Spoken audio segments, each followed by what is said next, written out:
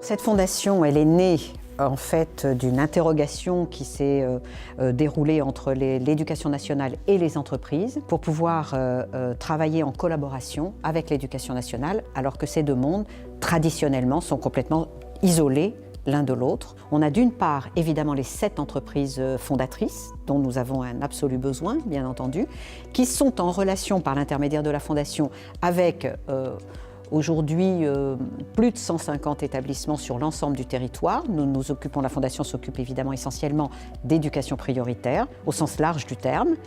Et nous avons la chance, la Fondation, d'être hébergée par l'Institut de France, ce qui fait qu'on met en relation constamment, c'est extrêmement facile de mettre en relation, d'une part les entreprises, d'autre part les élèves, et enfin les académiciens qui sont liés à l'Institut de France, donc les représentants du savoir en France. Nous sommes là en quelque sorte pour apporter un soutien administratif, technique, logistique, moral, financier s'il le faut. Et puis ensuite, la Fondation mène sa vie. Cette fondation, elle marche sur 2 jambes en vérité.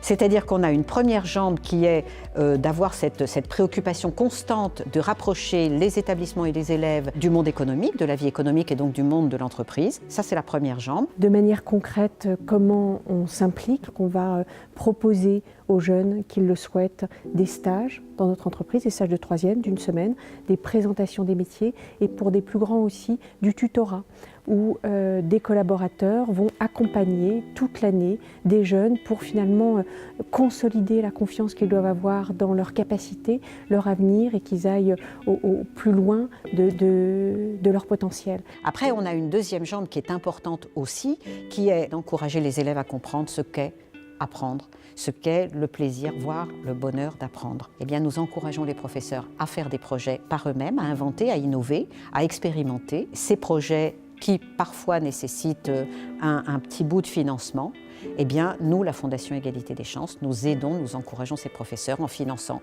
des projets de classe. Les professeurs travaillent ensemble parce que ce sont des projets pluridisciplinaires. Ils travaillent ensemble et travaillant ensemble, eh bien, ils donnent le meilleur d'eux-mêmes. Avec les enseignants, on a créé un parcours qui va de la maternelle à la 3e. Les enfants au début, de 3, 4, 5 ans, manipulent un petit robot simplement. On avance, on tourne à gauche, on tourne à droite sur des tapis. Et puis petit à petit, on complique. Ce projet a permis de créer de nombreux tutorats. On a eu des élèves de 4e qui ont créé des ateliers pour des élèves de CM2. On devait gérer un groupe de 5 ou 6 élèves et on leur montrait soit avec des tables de multiplication, soit avec des histoires. On leur racontait et ils devaient amener le robot où est-ce qu'on leur disait. Au final, travailler avec des autres personnes, ça m'a appris à mieux avoir confiance en moi. Beaucoup d'enseignants se sont greffés. Au départ, on était 5-6 enseignants. Et puis très rapidement, on est arrivé à plus d'une vingtaine d'enseignants. Et c'est un projet qui a grandi. Et on est arrivé à plus de 900 élèves qui ont participé à ce projet. Les robots, c'est un prétexte. Mais on veut faire travailler aux élèves d'autres compétences. Un projet comme celui-ci, pour moi, est hyper important.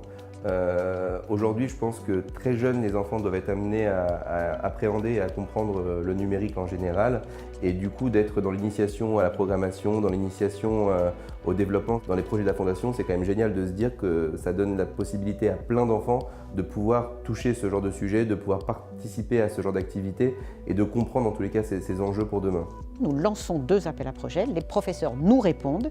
Ces appels à projets sont examinés par un comité exécutif. Et puis, une fois qu'on a sélectionné tous ensemble, une quinzaine de personnes, les projets que nous voudrions financer, nous avons un conseil d'administration qui vient valider le travail que le comité exécutif a fait. Ce conseil d'administration, il est présidé par le chancelier de l'Institut de France et toujours un académicien. Il faut à la fois que des élèves apprennent les outils du savoir les plus nécessaires, mais il faut aussi qu'ils s'habituent à inventer, à imaginer, à sortir, à rencontrer, à aller ailleurs. Il me semble que de ce point de vue, la Fondation Égalité des chances joue assez bien son rôle parce qu'elle s'appuie sur des enseignants, sur des classes, elle s'appuie sur des disciplines, elle essaie de faire conjuguer ces disciplines entre elles et ces disciplines avec le monde extérieur pour construire des projets qui soient à la fois source de connaissances et source d'épanouissement. Nous avons déjà financé à peu près 150 établissements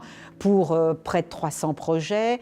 7 à 750 profs ont travaillé avec nous.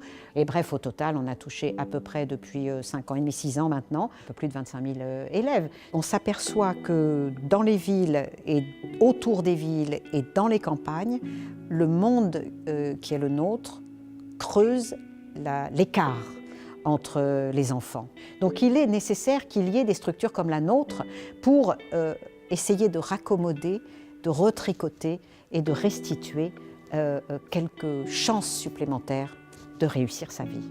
L'intérêt général n'appartient plus exclusivement au monde associatif ou à l'école, il appartient aussi à l'entreprise. Et s'il n'y appartient pas à l'entreprise, alors toute la mécanique de cohésion sociale que tout le monde a bien compris doit être mise en place ne fonctionne pas. Pour un enfant, il suffit d'une étincelle pour s'accrocher au savoir. Il suffit qu'à un moment donné, il ait compris brutalement en quoi l'apprentissage pouvait modifier son rapport même au monde, pour que tout d'un coup, il comprenne l'intérêt de l'école, c'est-à-dire pour qu'il soit motivé à produire, à organiser son propre parcours personnel et professionnel.